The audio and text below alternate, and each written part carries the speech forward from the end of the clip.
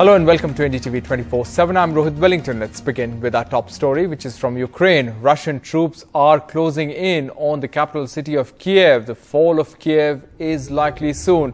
This is that dramatic moment when a huge fireball erupted when an airbase in Ukraine was hit by Russian forces. India, meanwhile, has begun evacuation of its citizens. Foreign Minister Jaishankar spoke with Ukrainian Foreign Minister for their safe return. Chinese President Xi Jinping on Friday spoke with Vladimir Putin. China said that Russia was ready to have a dialogue with Ukraine. However, hours later, Russian President Vladimir Putin called on the Ukrainian army to remove leadership in Kiev, even as their forces tried to fight off Russian troops in the capital.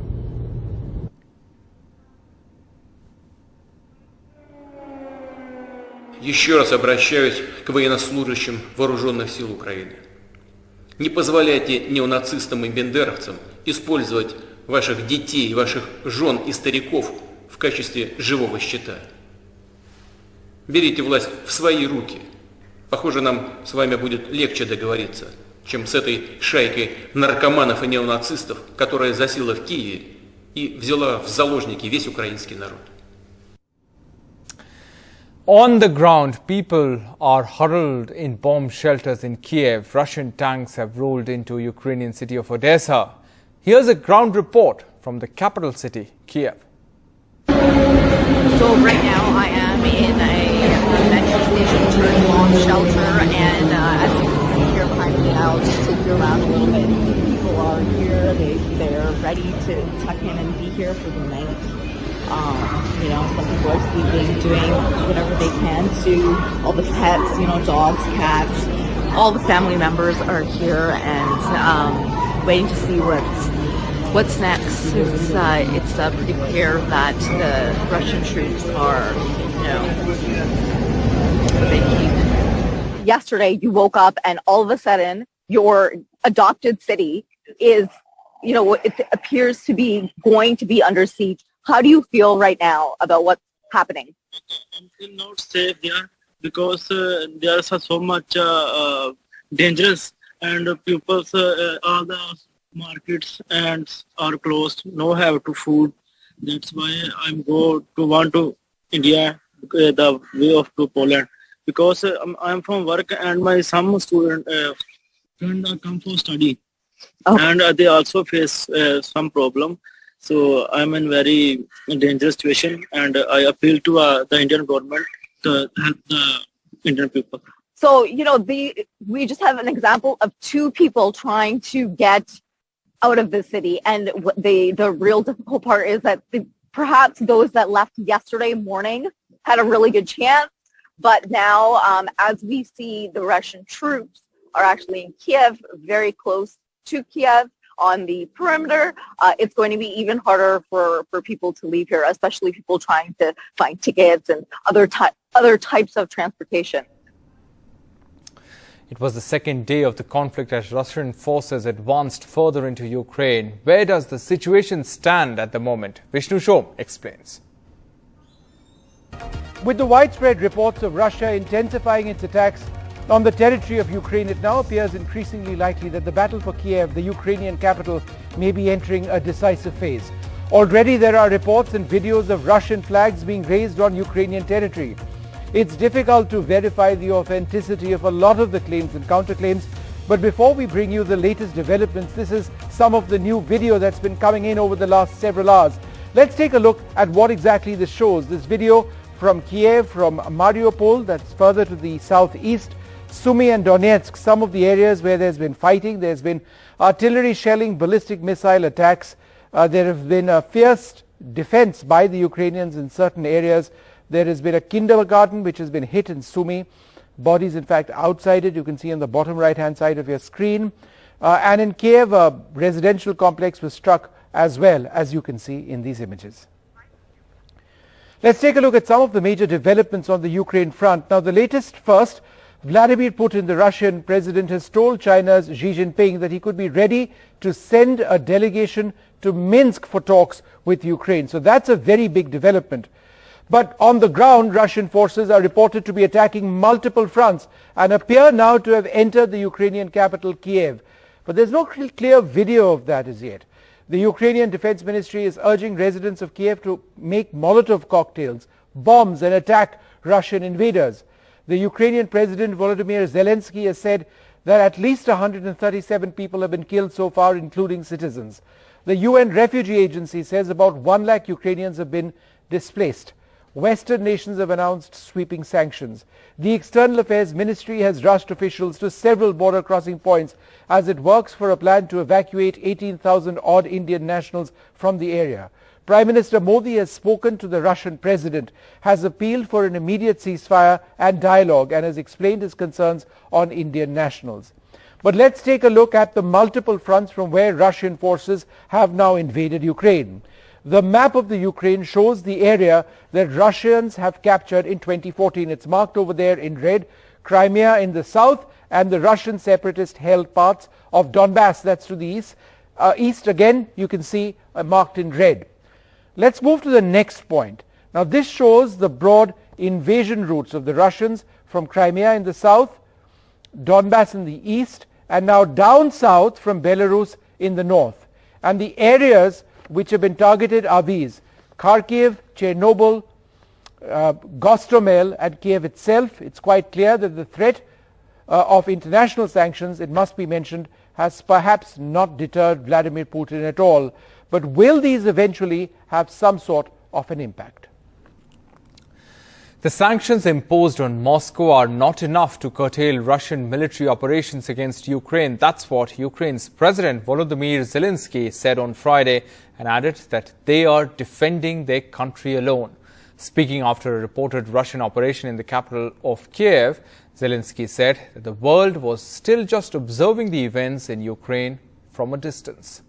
Цим ранком ми захищаємо нашу державу наодинці. Як і вчора, найпотужніші сили світу спостерігають здалеку. Чи переконали Росію вчорашні санкції? Ми чуємо у своєму небі і бачимо на своїй землі, що цього недостатньо. Чужі війська все ще намагаються активізуватись на нашій території. The evacuation of Indians stuck in Ukraine has begun. The Foreign Ministry tweeted a video saying that the first batch of evacuees from Ukraine have reached Romania. But back home, anxious parents are eagerly awaiting for their children's safe return. Many of them had gone to study medicine there, but are now huddled in bomb shelters. Sneha Koshi has this report. Has the embassy told you anything about where to move now, how to, because the government is saying that there's going to be free flights for all of you to be evacuated from neighboring countries? What the embassy told us is they'll take us to Romania, but it's very difficult for us. We stay in Kharkiv, and in order to go to Romania, we have to travel to Lviv, which is around 2,000 kilometers from here, and it is impossible for us to travel for around 20 plus hours by road in such a situation. There are bombs everywhere, shells everywhere.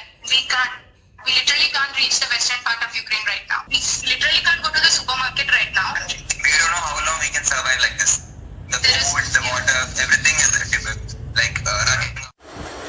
Helpless, tensed parents Rafiq and Saji speaking to their son and his friends, all medical students at Kharkiv in Ukraine, relieved for at least this phone access for now. The students are holed up in basements for a second consecutive day as makeshift bunkers at a neighboring building. This coming June, he is supposed to face the CROC exam. That is one of the important, very important exam for them. After 3-4 days, immediately the situation changed. Whenever we searched, all flights are full, irrespective of rate. So wherever the availability was there it was beyond 70,000. 21-year-old Ashik is a medical student studying at Kharkiv National Medical University, along with some of the former schoolmates known to him earlier. പഠിക്കാനൊക്കെ നല്ല മിടുക്കനായിരുന്നു ആള്, പക്ഷേ കുറച്ച് rank ബാക്കിലായിപ്പോയി. അപ്പം പിന്നെ ഒന്നുകൂടെ repeat ചെയ്യാൻ പറഞ്ഞിട്ട് താല്പര്യമില്ല എന്ന് പറഞ്ഞു. അങ്ങനെ പിന്നെ അഡ്മിഷന് നമ്മുടെ കേരളത്തിൽ ഇപ്പോഴേ 1 ഇയറിൽ ഒരുമിച്ച് തന്നെ ഫീസ് അടയ്ക്കേണ്ട ഒരു സിറ്റുവേഷനാണ്. ഏകദേശം ഒരു 5 lakhs rupees ഫീസ് തന്നെ വരുന്നുണ്ട് മിനിമം. ഇതാകുമ്പോൾ സെമസ്റ്റർ വൈസ് അടച്ചാൽ മതി. 1,80,000 rupees-ഓളം 6 months. There are over 18,000 students from India studying in Ukraine. Distraught Santosh Goyal talking to her daughter, a fourth-year medical student in Ukraine. Her daughter Priyanka was booked to return to India on 26th February, and now everything seems uncertain. भैया यहाँ number नहीं पड़ा ना, यहाँ कोई seat नहीं थी, तो सीट थी तो इतना पैसा नहीं था मेरे पास, तो बच्चे वहाँ सीटा कम थी, एक दूसरा देखा मैंने बच्चे वहाँ भेज दिए, वहाँ थोड़े पैसा कम था, तो आज मैंने की जरूरत थी अपने जिगर का टुकड़ा को वास्ते इतना रोन की. Is surviving the rigors of academic cutthroat competitions, rankings and financial constraints in itself was not a life test. Now it's down to fighting for survival. With Mohammad Ghazali in Chandigarh, Sneha Koshi with camera person SP Babu from Thiruvananthapuram for NDTV. Meanwhile, in Russia, there have been anti-war protests despite warnings from the country's interior ministry. Hundreds are reported to have been arrested for protesting against Russian invasion of Ukraine.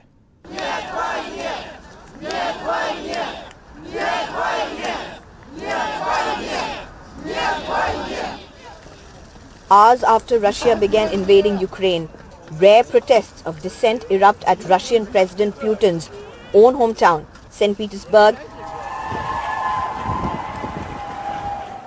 with huge no-war gatherings amid heavy police deployment. Russia reported protests in several cities with over 1,000 protesters detained, despite a warning from Russia's Interior Ministry declaring all forms of concentrations or gathering against Russia's official stand to be treated as illegal. All necessary police action to ensure public order. As civilian families flee Ukraine to safer neighborhoods, train stations are packed amid heartbreaking scenes like this of a father kissing his daughter goodbye while he stays back in Ukraine.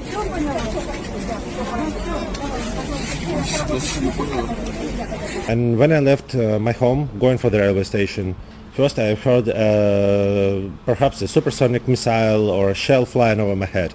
It was an unmistakably loud sound of something just rushing past by, and then it was followed by a huge explosion somewhere downtown or off the outskirts of the city. Anti-war protests have erupted across the world at prominent public spaces and outside Russian embassies, from Paris to Washington, Berlin to Bilsey. Iconic buildings across the world lit up in solidarity with colors of Ukraine flag. It's our moral duty and also a pragmatic national interest to be here and to raise our voice when the empire of evil is targeting Ukrainian nation, but more generally is targeting liberty in the world. ეს დღე ასევე ტრაგიკულია საქართველოსთვის და ყველა მშვიდობის მოყვარე დემოკრატიულ ერებისთვის ევროპაში და მსოფლიოში. რამე თუ ომი ევროპის გულში გაჩაღდა ყველანაირ დიალოგის მცდელობის მიუხედავად. Over 130 people have been killed in the attacks over Ukraine since Thursday. Sneha Koshi for NDTV. The mysterious Himalayan yogi who allegedly influenced the decisions of former National Stock Exchange Chief Chitra Ramakrishna has been outed as Anand Subramanian, the former officer arrested in a stock market manipulation case. Anand Subramanian, the former chief operating officer of the NSE, was the quote-unquote yogi who communicated with Chitra Ramakrishna through email. That's what CBI sources have said.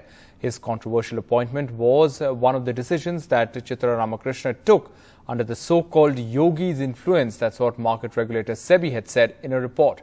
Anand Subramanian was revealed to be the yogi through an email ID. That's what the CBI has said. Moving on, the High Court of Karnataka has reserved the judgment on the petitions challenging the hijab ban inside educational institutions. The court, however, did not express on when the order or judgment is likely to be announced. At present, colleges and schools continue to follow the High Court's interim order that restrains students from wearing any religious garment, whether it is a saffron shawl or a hijab, inside the campuses. Shifting focus to poll-bound Manipur, where one young candidate is attracting quite a bit of attention. Her father-in-law had headed an armed movement against the state, but she served the Manipur police as a super cop on crusade against narcotics. She has now turned a candidate in Manipur elections, fighting on a JDU ticket. Ratnadeep Chaudhary reports from Imphal. 43 years old Brinda Thaunajam out on the campaign trail in Imphal's Yashkul constituency. A decorated super cop, she became famous after a high-profile case where she seized a haul of drugs worth over 27 crores in the international market in 2018. She had led the operation of the anti-narcotics unit of Manipur Police, where she was the deputy chief. Biren Singh government conferred a gallantry award on her the same year. But in 2020, Brinda returned the award after she fell out with the chief minister, whom she accused of having a hand in acquitting the main accused in the drugs case. Today she is standing as a candidate for the JDU, the BJP's ally in Bihar but a rival in Manipur. Her popularity is so strong that Home Minister Amit Shah campaigned in Yashkul for the BJP candidate, but Brinda is unfazed. If the incumbent minister needs his home minister to come and campaign for him to win the election, that shows that I'm a formidable candidate. There are serious elements in my state, and as a police, I could not deliver that service. So eventually, the whole problem starts from the state assembly. My campaign is towards emancipation of my state from drugs, corruption, unemployment. Challenges are not new for Brinda. In 2016, she resigned from the service, citing discrimination and suspicion of being of a banned militant group's former chief, R.K. Meghen, her father-in-law. Her supporters see great hopes. When it's 100%, we can guarantee that she will win because actually the constituency and all over Manipur supports her because of her quality of and the nature of her work and her dedication and loyalty towards the state. Because corruption is root cause of the problem of Manipur. She is against corruption and she stood for the future of our youths. All eyes will be on Brinda because in 2017 when Iram Sharmila contested the Manipur elections, she also had support of youngsters, but that did not translate into votes. But this time, the big question is whether Brinda will be able to buck the trend. With Ratan Saikhom, in Imphal, Ratnadeep Chaudhary for NDTV. Now, with COVID cases declining across the country, Mumbai has decided to resume offline classes from the 2nd of March with full attendance. Maharashtra Minister of Tourism and Environment, Aditya Thackeray, said that the schools and other educational institutions will reopen with pre-COVID timings for full attendance and extracurricular activities. The schools will function in offline mode and do away with the mixed mode of teaching and learning. Students will, however, be required to adhere to all COVID protocols and wear a mask at all times. That's what an official statement has said.